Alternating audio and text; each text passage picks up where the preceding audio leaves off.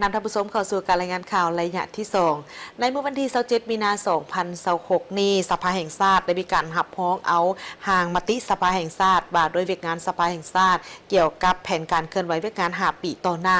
การแผนการสร้างและปรับปรุงกฎหมายในวันที่27 มีนาเป็นมื้อสุดท้ายของการดำเนินการประชุมครั้งประชุมฤกษ์สภาแห่งชาติที่10โดยการเป็นประธานของท่านชัชชุมพร ภูมิหารประธานสภาแห่งชาติก่อนจะห้องเอาห่างมติเกี่ยวกับแผนการเคลื่อนไหวเวียกงาน5 ปีต่อหน้าสภาแห่งชาติแผนการเคลื่อนไหวและปรับปรุงกฎหมายบรรดาสมาชิกสภาแห่งชาติได้สืบต่อประกอบคำเห็นเข้าใส่ห่างมติโดยรวมแล้วบรรดาสมาชิกสภาแห่งชาติแม่นเห็นดีนำห่างมติทั้ง2ฉบับที่ได้มีการห่างขึ้นมาโดยชมเชยต่อผลงานของบรรดาสมาชิกสภาแห่งชาติผ่านมาที่สามารถจะตั้งปฏิบัติเวียกงานแต่ศูนย์กลางจนฮอดท้องถิ่นเกี่ยวกับเวียกงานสภาแห่งชาติก็คือการสร้างและปรับปรุงบรรดากฎหมายที่ได้วางไว้ใน5 ปีผ่านมาแต่เห็นว่ายังมีบางด้านที่ยังบ่ทันจะตั้งปฏิบัติได้ดีเท่าที่ควรตามที่วางไว้โดยเสนอให้สภาแห่งชาติชุดที่10สืบต่อจะตั้งปฏิบัติแผน5 ปีต่อหน้ามาฮอดปัจจุบันสามารถสร้างกฎหมายได้170กว่าฉบับแต่เห็นว่าบางบรรดากฎหมายที่ถือคำพ้องไปแล้วนั้นยังมีหลายแขนงการบ่ทันจะตั้งปฏิบัติได้ดีเท่าที่ควรนำใช้กฎหมายเข้าในการจะตั้งปฏิบัติโดยเฉพาะแม้นยังมีช่องว่างสวยใช้เป็นเครื่องมือเพื่อหาผลประโยชน์ฉะนั้นเสนอให้สภาแห่งชาติชุดนี้ค้นคว้าและจะตั้งปฏิบัติอย่างเข้มงวดซึ่งอยู่ในนี้จุดการสร้างและปรับปรุงกฎหมายสุดนี้ข้าพเจ้าสนับสนุนเห็นว่าอยู่ในนี้มีการที่จะสร้างกฎหมายว่าด้วยการโฆษณาเผยแพร่แต่มาเบิ่งการจัดเรียงเข้าอยู่ในกองประชุมไม่เห็นว่ายังอยู่ไกลฉะนั้นขอให้ยับเข้ามาไกลได้บ่อาจจะเป็น3,200หรือว่า3,300เพื่ออย่างเพื่อว่าเราจะได้รับใช้ให้แก่การผันขยายหรือว่าการโฆษณาเผยแพร่กฎหมายที่พวกเราได้รับโพงไปแล้วและพร้อมกันนั้นก็จะรับใช้ให้แก่กฎหมายที่พวกเราเกี่ยมที่จะสร้างเลยครับของใหม่นี้เนาะและข้าพเจ้าก็เห็นดีสนับสนุนต่อแผนการสร้างกฎหมายที่ว่าการโฆษณาเผยแพร่นี้มันมีความสำคัญและความจำเป็นอยู่ในข้อ2ที่ทางร่วมข้อที่6ได้เขียนว่าปรับปรุงกฎหมายที่มีช่องว่างสืบต่อตีความหมายของบางมาตราแล้วก็มีการเว้าถึงการแก้ไขคำห้องขอความเป็นธรรมอย่างต่างๆต่อไปฮะอยู่จุดนี้นี่ตามที่ข้าพเจ้าได้เฮ็ดเวียกอยู่ท้องถิ่นนี่ปรากฏว่า2แขนงการโดยเฉพาะแม่นศาลและอัยการประชาชนนี่มีความขัดข้องแล้วก็มีความ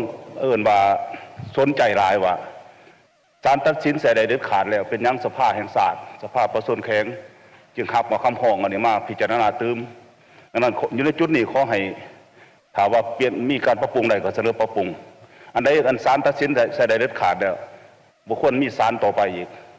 สำหรับกฎหมายฉบับปรับปรุงนี้ก็อยากให้มีนิติกรรมที่รัดกุมโดยเฉพาะในการประเมินนี่เนาะบางกฎหมายนี่เสนอปรับปรุงนี่หลายครั้งเนาะแล้วอยู่ในบางคงเขตนี่ก็แม่นเสนอปรับปรุงหลายในสุดนี้แล้วก็มีกฎหมายจำนวนนึงที่เฮาไปแล้วนี่ก็ปรับปรุงเรื่อยเนาะฉะนั้นข้าพเจ้าเสนอตึมว่าเฮาควรมีนิติกรรมที่รัดกุมว่าการประเมินก่อนจะเสนอเข้ามาปรับปรุงนี้เฮาควรมีการประเมินจักครั้งเนาะแล้วว่าแต่ละการประเมินนี้แล้วมันจะถือว่าเฮาจะให้มีจักมาตรายิ่งจะต้องอนุมัติให้มีการเสนอในการปรับปรุงถ้าว่ามันจำนวนมาตรามันน้อยเนาะมาตรา1 2มาตราเฮาอาจจะออกเสนอเป็นนิติกรรมโครงสร้างนี่กับพื้นฐานนี่ก็เห็นว่าได้มีการปรับปรุงแล้วเนาะโดยเฉพาะได้มีการซับซ้อนจัดวางหัวข้อเข้าตื้มเนาะแต่ถึงนั้นก็ตามเนาะก็ยังเห็นว่าบางหัวข้อก็ยังมีลักษณะที่บ่ทันได้กลุ่มเกี่ยวกันเนาะระหว่างพรรค1พรรค2อันนี้ขอเสนอทางคณะพิจารณาทันได้เบิ่งตื้มเพราะการเรียงลำดับในพรรค1เฮาเรียงแนวใดพรรค2เฮาก็ต้องเรียงแนวนั้นเนาะอันนี้มันเป็นโลจิกโดยเฉพาะเรื่องโครงสร้างนี่เนาะก็สำคัญกับแม่นพื้นฐานพวกเขามีบนอิงเนาะจึงในระยะผ่านมาเนาะเกี่ยวกับการสร้างแผนพัฒนาเนาะก็คือแผนพัฒนาสิทธิสังคมก็คือแผนของแขนงการ ส่วนทางมติรับพ้องเอาทิศทางแผนการเคลื่อนไหวเวียกงาน5ปี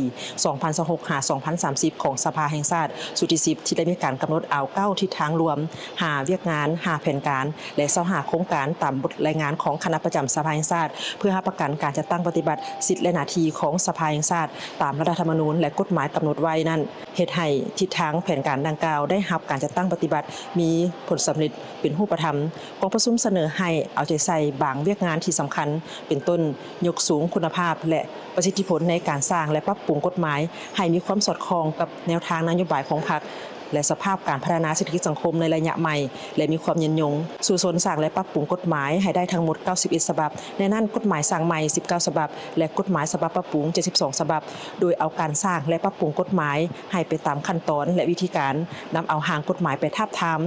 ประเมินอย่างกว้างขวางแพทย์ถึงเป้าหมายตัวจริงค้นคว้าพิจารณาให้สัตยาบันแก่สนธิสัญญาต่างๆค้นคว้าตีความหมายอธิบายรัฐธรรมนูญกฎหมายโฆษณาเผยแพร่กฎหมายพลบทบาทสิทธิและหน้าที่ของสภาแห่งชาติให้กว้างขวางลึกซึ้งโดยหลายโครงการหลายช่องทางสุขยุภาคส่วนที่เกี่ยวข้องในการผันขยายแนวในบางมาตราของกฎหมายเป็นนิติกรรมใต้กฎหมายอย่างน้อยให้ได้80ส่วนห้อยรับประกันการตกลงปัญหาสำคัญให้สอดคล้องกับรัฐธรรมนูญกฎหมายสภาพความเป็นจริงของประเทศรับประกันผลประโยชน์รวมของประเทศชาติและประชาชนลาวบรรณาเผ่ารับประกันให้มีคุณภาพส่องแสงถึงการจัดตั้งปฏิบัติผันขยายมติกองประชุมใหญ่ครั้งที่12ของพรรคและโครงการการเมืองฉบับที่3ของพรรคมติกองประชุมครบคณะบริหารงานศูนย์กลางพรรควางออกแต่ละระยะสอดคล้องกับแผนพัฒนาเศรษฐกิจสังคมแห่งชาติ5ปีครั้งที่10รับพ้องเอาการพัฒนาชนบทและแก้ไขความทุกข์ยากเป็นวาระแห่งชาติการประสานสมทบกับภาคส่วนที่เกี่ยวข้องเพื่อปรึกษาหารือแลกเปลี่ยนเป็นเอกภาพเกี่ยวกับเนื้อในแต่ละปัญหามีการสนองข้อมูลให้ถูกต้องและสอดคล้องกับสภาพความเป็นจริงภายหลังได้รับฟังหางมติดังกล่าวแล้วประธานกองประชุมได้สรุปสังรวมการประกอบความคิดเห็นของบรรดาสมาชิกสภาแห่งชาติและเสนอให้ภาคส่วนดังกล่าวนำเอาความคิดเห็นเพิ่มเติมของสมาชิกสภาแห่งชาติประกอบเข้าใส่2หางมติเพื่อเฮ็ดให้หางมติมีความสมบูรณ์ถูกต้องแทนเหมาะกับหน้าที่เวียกงานนำไปจะตั้งปฏิบัติให้มีผลสำเร็จแผนการเคลื่อนไหวเวียกงาน5ปีต่อหน้าเวียกงานสภาแห่งชาติแผนการสร้างและปรับปรุงกฎหมายใน5ปีข้างหน้า